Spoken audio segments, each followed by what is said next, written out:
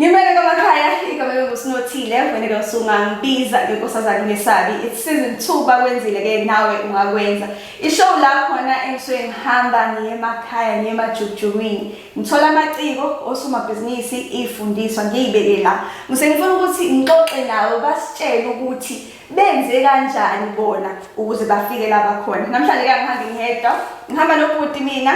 uyinsizwa entokazini. Abantu abaningi bazomazi ke ngoba baka Enzo. Umjolisi futhi njani? Ngiyabingelela igama kumjolisi mfana waphansi le emsumbe kwandela enkulu esigodi. Ngithi ngibingelele nje ababukela ngalesikhathi ngithi sanibonana. Ukulibizela noma ukucula ngabe ngenza kanjalo. So namhlanje ngifuna ukuthi sixoxe abantu abaningi njengoba ngishilo bazokwazi ngealbum yakho okuyiyona eyaduma noma edume kakhulu ubaba ka Enzo bese kusazi igama ukuthi Mjolisi. Igama Mjolisi igama lakho lepasi noma igama lokutsizwa noma kwenzakalani ngani? Ngizothi igama nje lokutsizwa ngoba phela ngilithole nabafowethu ebengiphila nabo ekukhuleni kwami ke ngoba uyazi nawe ukuthi mawukhulele emakhaya isikhathi esiningi kuyahamba kube nalezo gameko ke lezevelayo bese ke ugcina uthola mhlawumbe lelo gama kodwa ke elasekhaya umalibongwe likhona ke lesilungu kodwa ke umfoka kwala nje uqhamuka phansi le emzumbe. Yeah. So umuntu uthi ufuna ukwazi ukuthi umjolisi ubani umjolisi ubani malibonge ungamchaza ukuthini? Ngicabanga ukuthi ngingathatha izinto eziningi kodwa ke mfana nje okhulela emakhaya ngenhlonipho wayesiyafunda la ngifunde khona ngifunde Lucas ngase ngidlulela eMabuthela High School then ke from emakhaya ngase ngizedelobheni ke nokuyila ngifikele khona eThekwini ngase ngiye UKZN ngiyowenza i-degree yami psychology. Okay. Ngiyayithanda leyo part ngiyithanda. Because angifuna uqamba manga ngithebe last year ngasunyaka omuhle kuthina abaningi COVID nayo yonke lento but uma kusuke ukhona iculo etrendayo elimnandi kuyasiduduza inhlizweni zethu. So thoma ukhipha ialbum yokuqala engiyaziyo mina ethi baba ka Enzo. Abantu abaningi bayithakasela. Emva kwalokho 2022 ngifuna ukuthi singene kweyishisana njengamanje wase wakhipha ialbum yakho yesibili diye uNkulunkulu. Yeah man. But i-response oyithole from abathandi bomculo kaMaskandi ibingafani masishiqiniso. Eyokuqala ialbum bayithakaselile, eyesibili ngibona ama comments ahlukile. Babodwa bathi bayithanda, babodwa abawuncoba umsebenzi. Leyo attention ehluke kanjalo uyithatha kanjani wena? Ngicabanga ukuthi ukufika kwami last year ngifike vele kune COVID yabo so and the response was like konke nje wonke umuntu akekho umuntu ongathi mhlambe ubexeka bekungakuthi nje umuntu ongangifoni nje noma ongangiphiwe at all. Then ku 2022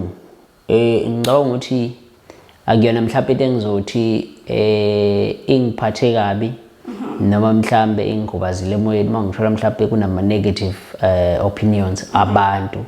mhlambe towards ialbum yabo ngenze ukuthi kwabanye kwenzeka bebengakulindela mhlambe abanye abanderstandanga ebengikwenza so nami ngokwami ukucabanga ngisebenza ngendlela ethile ehlukile kunale bengisebenze ngayo last year njengomuntu obefika endimeni. So engicabanga ukuthi ke mhlambe abanye kungawa ukuthi indlela engisebenze ngayo ayibenelisanga ngendlela bebekade belindele ngayo. So uma ngisebenza ke ngisuke ngingazi ukuthi ubani nobani expect ukuthi ngenze ukuthi nokuthi but ngisuke ngenza ngalendlela mina ngisuke ngicabanga ngayo ukuthi okay izinga ke ngilisuzela ngilibekela ngoba nangonyaka ozayo futhi kuzobe kuhlukile kunalokho kuyikho kulonyaka. Ngiyayithanda le ndaba because ade sikhuluma ngayo le nto ukuthi sometimes kuba nzima ukuthi if ufika ku internet ufika kulomsebenzi ngesikhathi bekushayela isandla kumnandi ngesikhathi bekutshela ukuthi bese uyaqhela. No ngicabanga ukuthi akuyona into mhlawumbe engazeyenza ukuthi uhlehlwe yabona because ngokwami mina owami umsebenzi ngiwenzile and futhi ngendlela ebekade ngifuna ukwenza ngayo. So angicabanga ukuthi kuyinto mhlawumbe engangikhubaza mina emoyeni ukuthi umsebenzi wami ufike kanjani kubani but just because mina owami umsebenzi ngiwenzile ngendlela and uma ngabe uzosheka mhlambe on YouTube, though mhlambe ke kungeso ukuthi wonke umuntu bazoya ngancanye abawona amanzi, but then uma ngawucheck ibalo on YouTube it means ukuthi umsebenzi uyasebenza because ubona nge-response towards ama-downloads nanokuthi abantu bothakasele kangangani. So ukukhula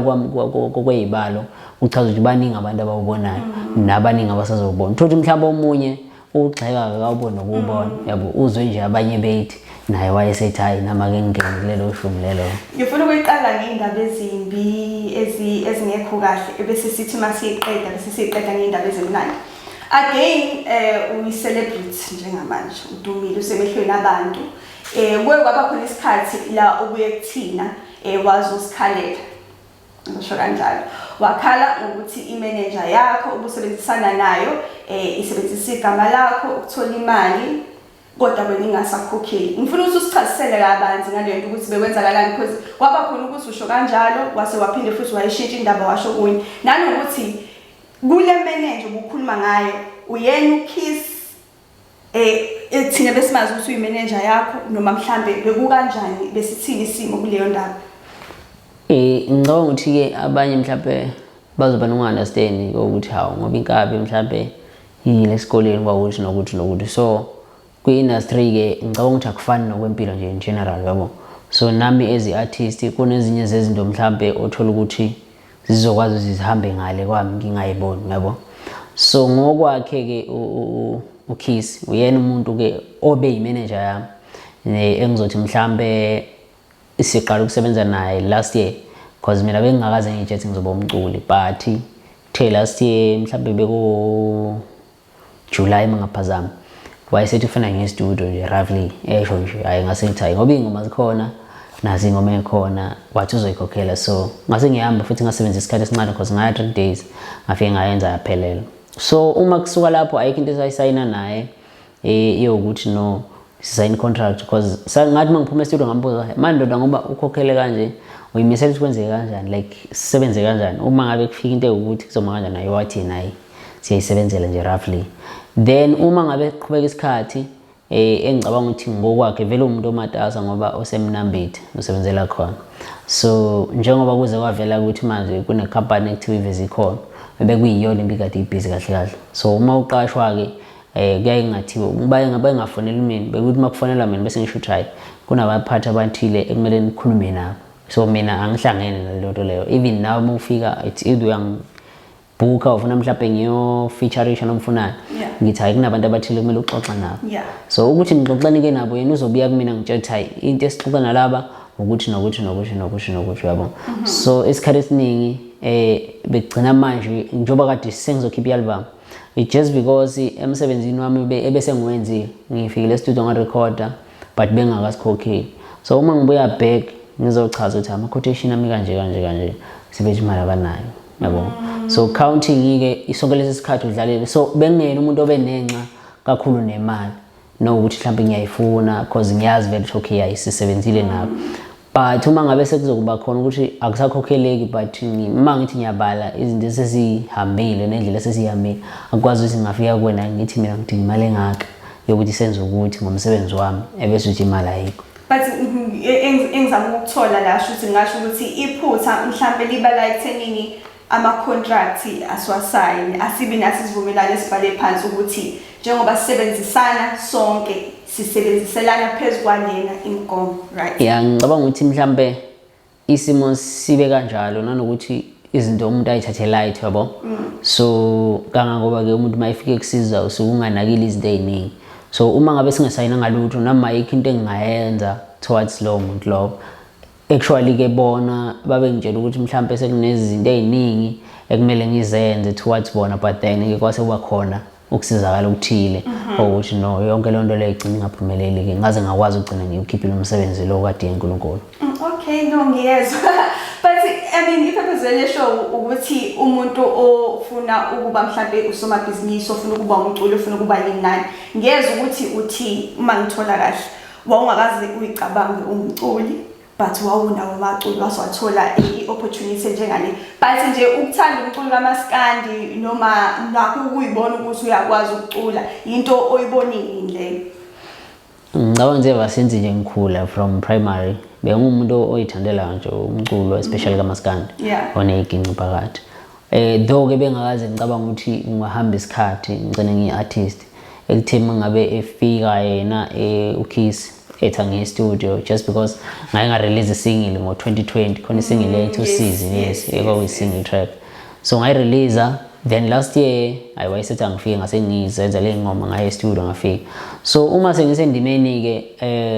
njengoba ngingachazi kwaba khona ukufika ukuthi ngi-back out ngithi hayi kwavele into ebekade kuhayi ngathi awuthi ngishiye yabo but then sekunzima just because kunabantu abaningi abakhulelwa kuwe kokuthi uyakhona ukuyenza lento le so uma sekukhona abantu abasemva kwakho abayi-back up ukuthi hayi siyakholelwa kuyena lo mfana then sekumele ukuthi uqhubeka naleyo nto leyo ku-tough noma kulula but indlela iqhubeka.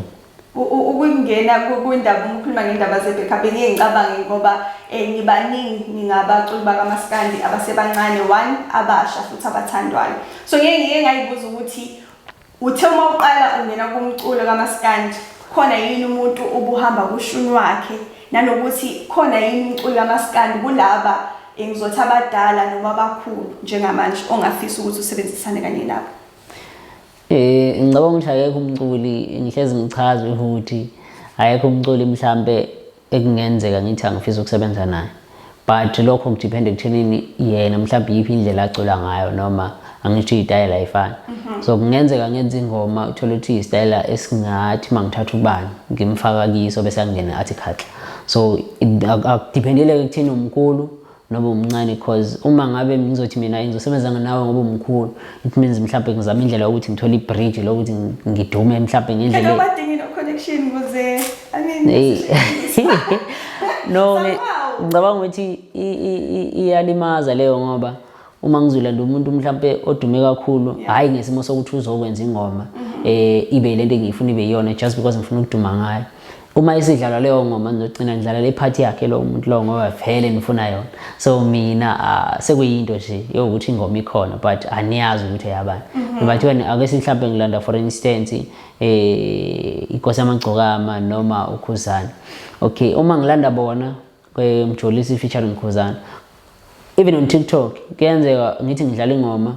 ngibone mhlawumbe iya trend iphathi ethile mhlawumbe nenkosi yamagcokama uma ngithi yo check ingoma hawe kabani ingoma siyazi kodwa siyayizwa le part yenkosi yamagcokama just because iyona part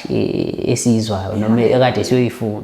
so uma siyo check ingoma asimazi umculo wengoma ukuthi ubani yabo I mean angesize sibalekele le ndaba yokuthi as much as umculo kaMaskandi waziwa ngokuthi ama-cassette ama-CD izinto ziyashintsha manje izinto zokwi-internet ingoma uma sifuna ukuzwa ukuthi iyathandwa yini sibona ukuthi itrend ku-TikTok ku-album yakho oyikhiphile entsha mina ngiyayithanda umsebenzi omuhle kakhulu anguzwa umehluko kunenye mina engiyithandayo because umuntu nomuntu uyarelate engomeni ukuze ayithande mina ngithanda ngithi track number 2 ethi ke ngibambe kwamamncane yes because phela yabona ngithathe wathandeka ibhinga uthathe wathandeka ibhinga so ngiyarelate kuleyo ngoma mina wena ngokwakho iyiphi ingoma othe ukhipha wonke la ma-track wayitshela ukuthi yabo le hayi ngizobabamba ngayo? Ngicabanga ukuthi ngeke ngisho ethandwa yimina ngoba ikhona mhlawumbe kuzona zonke ithi i-rate eziwu-12 but ngicabanga ukuthi ingoma mhlawumbe ekuyiyona cause uma ukhiphela abantu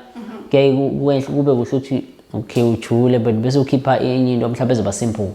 kunengoma laphayana ethi ngiyekileni ngehlula uthando leyo ngoma nje iyisingalonke mawayicula ilolo ukuthi uyicula so bese kuba nengoma ethi uyadela ongibonile ithemba lami so leyo ngoma ingoma ungayicula noma yinini noma ingasiphi isikhathi onyaka so wonke umuntu uyarelate ke lapho ngoba mawuzwa ama-lyrics ayithi ngiyawuzonda lo msebenzi ongisithela ithemba lami so ebantwini abasebenzayo mhlawumbe uthotha umnyuse egoli umkakho usethekwini noma uwife usegoli ubani kuphi nakuphi zonke indawo, but then uyabona ukuthi iya relate nabo bonke abantu, so kusimple ukuthi abantu ingene kalula kubona egazini. Yeah, but ke zikhona nje zonke eziwu-12 ungagcina ukhetha noma yiphi nje oyifunayo kisona. Zimnandi kakhulu. Okay, sesiyitholile ingoma i-album inhle kakhulu, but ngifuna ukuza ukuthi eminye imisebenzi ke njengamanje ukuyiphusha kakhulu ukuthi ingene kubantu ama-CD launch, ama-music video, sifuna i-top class manje. Asayithandile ama-music video asematsheni, angenisikeze izinto right, singakuyindela nini mhlawumbe ukubona umsebenzi onjengalo? For now ngicabanga ukuthi i-CD launch isiyeza ngawuthi uzoba yi-3 kaDisemba, cause ngithe ngiyachecka isikhathi sami sithanda ukuba busy nyana from ever since ngikhiphile. Ngicabanga ukuthi usuke ngizoba nalo mhla ka-3 kuDisemba, uyobe ikhona eThekwini cause egoli sengayenza. Ngicabanga ukuthi ngingakhipha ngoLwesihlanu ngeSabatha ngangiyolontsha egoli. Yeah, so bese kuukuthi ngomhla ka-3 December kuzobe kuyi-launch ke kaMjolisi la eThekwini e-workshop. And then music video ngicabanga ukuthi njengamanje okuningi kakhulu engikubhekile cause ngiyibheka i-progress yomsebenzi, yabo. So music video ngawukhipha noma ingo-good mhlawumbe next year, yabo, cause angithanda ukuthi umsebenzi ithi. So I'm just like looking right now ukuthi i-album isebenza kanjani, then ngiyabona ukuthi okay iyasebenza kwayo, then bese ngirelease music video. Mhlawumbe ngagcina ngiyenzile vele i-album yonke, yabo, from track 1 up to 12, but then so bonke sipick up kanjani, then sikwazi ukuthi sibanike abantu music video wabo. Okay, amahebezi athi le track okhuluma ngayo kukhona ubhuti okufanele usebenzisane naye noma wayifeaturishe kulo msebenzi, but kwaba khona ungezwani. Ungathanda mhlawumbe usichazisele ukuthi kwaba kanjani khona?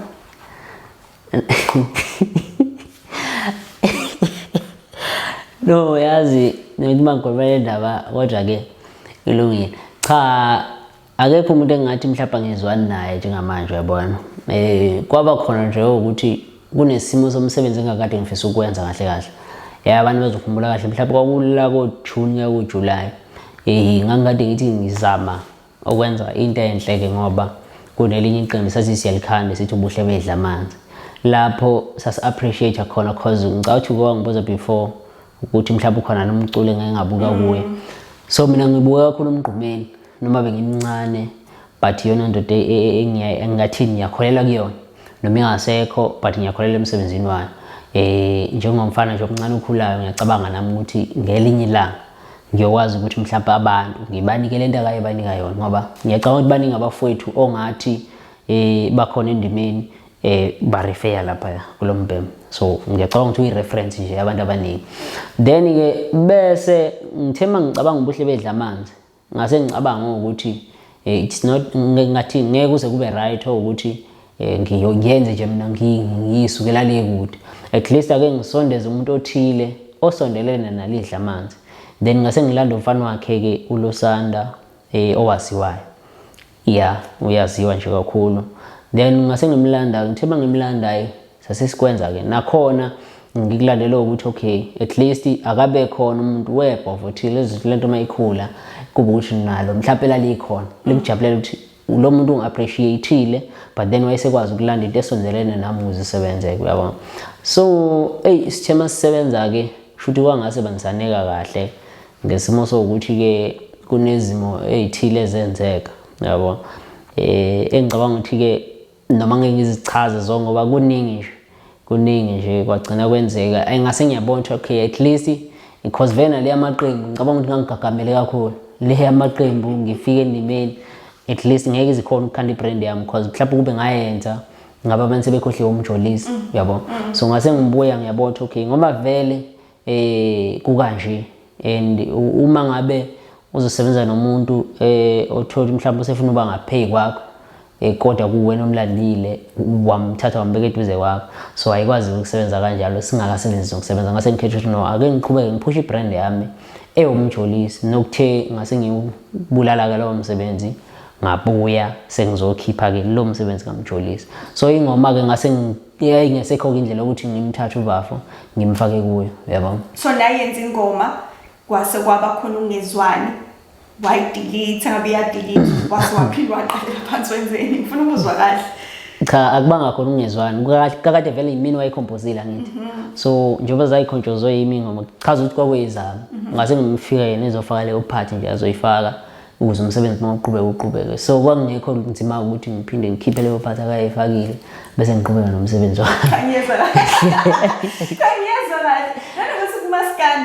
umaskandi umuntu ongawazi kahle uma ubukela le kude kunokuthi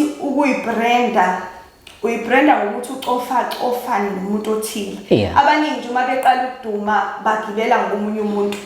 sekwaba khona yini kwena mhlambe ukuthi kube kanjalo because ngeke ngakubona ngengisho usebenzisane nabo but obhuti laba enfika kanye nabo limit sibe sibone nishuthe nabo nabanye ngababana bebebaningi singamthola yini ilanga uMjolisi esekhiphe utrack number 11 or 15 minutes eDalaba umuntu othile ngicabanga ukuthi njengomfana nje oyimi ngumuntu ophansi ongakhonzile futhi udlame yabo nokuyishayela ingoma nje akuyonto engixakayo so kwesinye isikhathi mangabe usuxayekile ucula kuyaye ukuthatha ukuthi at least mhlawumbe kube khona umuntu othile ozothindana naye yabo so mangabe sizolalela album yakho sesiyazi hayi siyolalela ubani edelela so asina ndaba nokucula kwakhe but sesiyolalela ukudelela kwakhe yabo so ifocus ayisekho kushuthi akusakaculi sedelela yabo noma ngathiwa ukhona umuntu njengamanje surely vele bakhona abakhuluma kabi ngami ababaculi ke noma bathi babacula nginayisho kodwa ke uma ngabe kukhona umuntu owenza njalo akumele abe nalithemba mhlawumbe lokuthi uMjolisi uyokakhipha track number yabani athi uDalapho sibani angikholelwa kakhulu lonto le yena nje uyokhuluma lokho akukhulumayo azaqede komele naye azama ukuthi azacule at least ukuthi abe right Angifuna ukuhleka ngizama ukwenza umuntu oserious njengamanje ngizama ukwenza umuntu oserious njengamanje but ngiyayithanda ngiyabathanda abaculi abasha ngiyabathanda nabadala but ngiyawuthanda lo shunu ongenayo njengamanje okusho ukuthi siyayishintsha ke manje la brand kamaskandi okuthi kanje sesisebenza ngomsebenzi nangetalent but ngifuna ukuthi sibuyelele kancane endabeni yokuya esikoleni abanye bathi uyibhinqa kuthiwa akafundile uyibhinqa ukushisa akazi lutho ngifuna ngikungene lapho ukuze izongena kulento okuthina ukuthi asiyene esikoleni as much as umculi but just in case kungasakusebenzeli kuba umculi but ikhona ngi-backup plan osukunayo right ngicabanga ukuthi ika just in case noma singayikhipha nje kungaze kube just in case yabo so umculo ngathini awuyona into mhlambe ongathiwa iya-inheritwa from mhlawumbe umzali to mina nami to ubani yabona but uma ngathiwa ake sibheke imfundo for instance imfundo into oyi-acquirishayo okade ungayazi ingekho so umculo awukwazi uku-acquirisha ukuthi ngoba ubaba becula nami ngizocula nami yami ingane mayifika emhlabeni ngeke ithi ngoba uMjolisi becula nami ngizocula so ayikwazi ukusebenza njalo but uma ngabe ngifundile ngisho kuthiwa ngenze i-engineering esikoleni ingane yami uma ifuna ukufana nami ingakwazi ukuyokwenza engineering nayo i-acquirisha ngalezi linye i-acquirisha iqhubekela ngigcine khona ngithi yabo so esikoleni ke ngumuntu oyile ngempela ke i-student card nje ngibile naso yeah so ngenzile i-psychology as a degree eHoward College bengise ukhethelwe Howard College and then ngase ngiphesiwa i-honors kuyona futhi i-psychology okay yes so engisho yilokho ka just in case ukuthi ungafocus kakhulu mhlambe umculo vele yes uyi-talent kumele wazi ubeke nje emqondweni wakho ukuthi umculo it's a talent so at least mhlambe makuthiwa ufuna ukuthi uqhoyishe ngawo as a music then iba ne-degree yawo ube nama-honors ube nama-masters ama-PhD ufundele wona then ke usungahlala ukuthi hayi nazi i-certificate zami then uqhubeke nezinto zakho isiyenza kumini sense ukuthi yini le kwenza ukuthi ingakushukumisi lamagama because phela i-psychology ukufunda ngengqondo nani ingakho ungakuphazamisa okusho abantu kwi-internet nanokuthi angisho phela njengomuntu o-understandayo njengoba ngeke ngakuchazela ukuthi ke kwafika kumina ukuthi because i-album yami ngithema ngiyikhipha yazi umuntu mazofika athi ugejile akayazi song bese ngiyaxaka ukuthi yini umculo because umculo either ubhimbile or awubhimbanga but ukufika emva kwemic umemeze ucula isong le iphelele so mawuthi ngeje isong angazi ukuthi yipi because ngiyile lapha ngafike ngamemeza ngayenza into ukuthi ingoma ibe khona so then abantu abaningi banaleyo tendency especially amabhinqa okuwukuthi ngingayi-advise lento yokuthi ungabi semva komuntu othile yabo because ake ngithi njengawe nje kungawukuthi masibona umuntu nje ehamba emgaqweni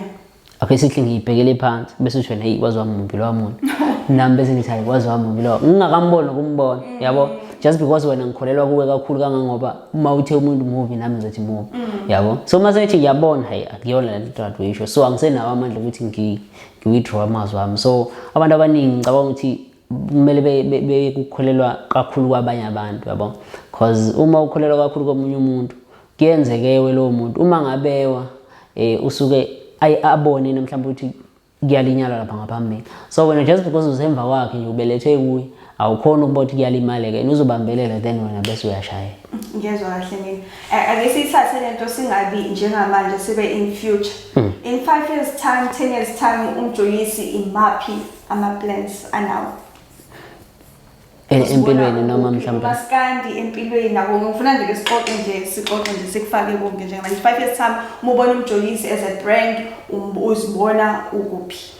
qhamuka iminyaka mhlawumbe platinum zonke lezo zinto ezinjengalezi no ngicabanga ukuthi njengami nje mina ngumuntu ohlukene kabili khona umalibongwe bese kuba khona umjolisi so umalibongwe impilo nje seceleni leyo society bese kuba khona umjolisi impilo futhi society ngiyabona but in terms of music ngicabanga ukuthi 5 years ukude ne because izinga liyakhuphuka unyaka nonyaka actually usuku nosuku because last year indlela ebengicula ngayo ayifani nendlela engicule ngayo kule album so na next year mhlawumbe ngizobe ngikhuphulile yabo so esikhathini mhlawumbe hayi angeke ngithi 5 years ukule ngoba mhlawumbe ngibe ngineminyaka lapha ku 27 so ayish sekukude kakhulu but nje ngiyacabanga ukuthi ukuyinikela kwenza ukuthi izinto ezihle isheshe ifike so abantu ngiyacabanga ukuthi bazogcina bebona ukuthi mhlambe le nto esiyenzayo thina njengabantu abafikayo endimeni iyasebenza futhi bangakholelwa ngiyo ngingasho ukuthi bengakholelwa kokunye abakwaziyo nase bekubona but then mina esikhathini esingesingakanani ngokwami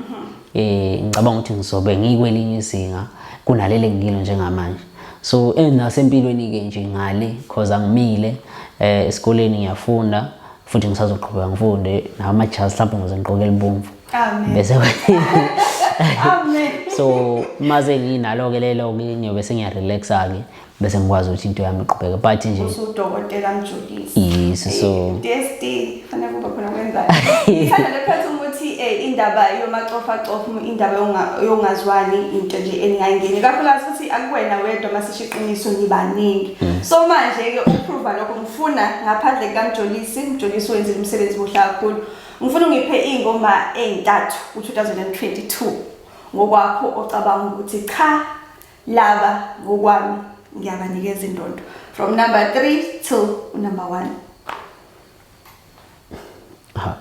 iphumo 2022 ngoba manje ngizama ukuthola ingoma engenzeka singene ngayo onyakeni asimbali umjolisi ngoba phela vele uhlezi number 1 Bazi ngifuna ukuthi ukukhuluma ngengoma zozakwenu othi nje cha lo mina ngokwami umsebenzi wakhe ngiyawuncoma kumaskandi nje zeho kumaskandi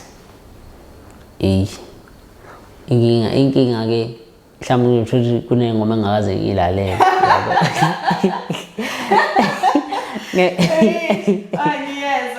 ngiyeza inkinga le ngiyeza no akungaluso ngizwa naneminyaka emincane cha ku i-feature shothi bright kakhulu kumaskandi but uquestion yami yokugcina before sivale ivideo namuhla umaskandi bawuqale ngama-cassette sakhula thina ngoba ama-CD manje sekungama-digital stores as umjolisi uma ngathiwa khona into eyodwa ongayishintsha kumaskandi kungaba yini ngicabanga ukuthi ilento ukuthi umuntu akwazi ukuyimela so ngingakuprefer ukuthini abantu mhlambe beli-acquire ulwazi oluthile oluncane nje lokuthi mhlawumbe umusic wakho ungawona kanjani because lento yokuvula ama-account online for music ukuregister kwasam it's more like ukwenza ngathini uma ungena ku-Spotify tuwavula ilokhu i-account yakho so into esimple ukuvula ungene then bese yonke into yakhe ibe wena ungabe ukuthi mina mangifuna ukwenza into ethile online sengithi hayi nango sinothile angisize bakithi angenzele angazi ukuthi kwenza ibani so nalento ibhale lapha ngiyazi nokuthi yini sekuwukuthi nje ngilindele leso sikhathi sekuthi mhlambe mafika leyo mali efikayo uyangitshela ayisenginemali engaka then besiza kimi so umusic ke usu digital kakhulu njengamanje so ukuthi abantu nje nawo amabhinca ezama uyi-associate nalezi zinto lezi za online because izona ezisebenzayo because ama-CD ungawadayisa wona but then ama-gold ama-platinum aseshawa online vele manje yabo so yonke into esi-digital ngawukuthi siyi-familiarize no-internet nje even namuhla bakithi izogcina la ukuba isikhathi esikhona ziningi-ke ingqinamba esihlangabezane nabo siyabonga ukuthi sigcine sikwazile ukuthi sirekhode le video ngibonga kakhulu kwena kubhuti ukuthembela kuthina nokuthi uzivakashele la ekhaya ngizoyigcina la le video kodwa-ke ungakhohlwa bakithi ukuthi-ke usi-ede ey'nkundleni zokuxhumana ngizowabhala la amagama ethu bese-ke uyaphinda futhi uye ey'tolo uye ku-YouTube ufike-ke ulalele-ke izingoma-ke zikaMjolisi umuthende Mjolisi konke kuyavela sithenge ingane zakwethu siphinde stream kakhulu ngithi nje nangesikhathi ngathi ukuthi ngithandani asibonge baba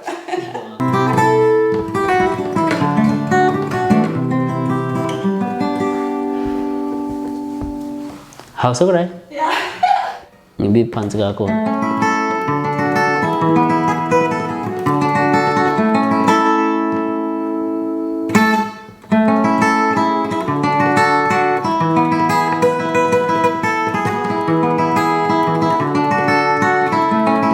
Sawanga somandla mina ngikulawo baba ngithi uNkulunkulu phendula incwadi yami ngithi sawanga somandla mina ngikulawo baba ngithi uNkulunkulu phendula incwadi yami iseminingi laminyaka baba mina ngihlela sizini awani bami ngani bo mina ngihlulekile mama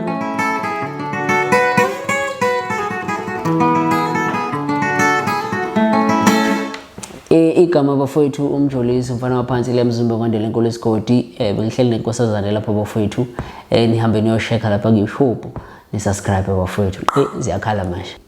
awuvala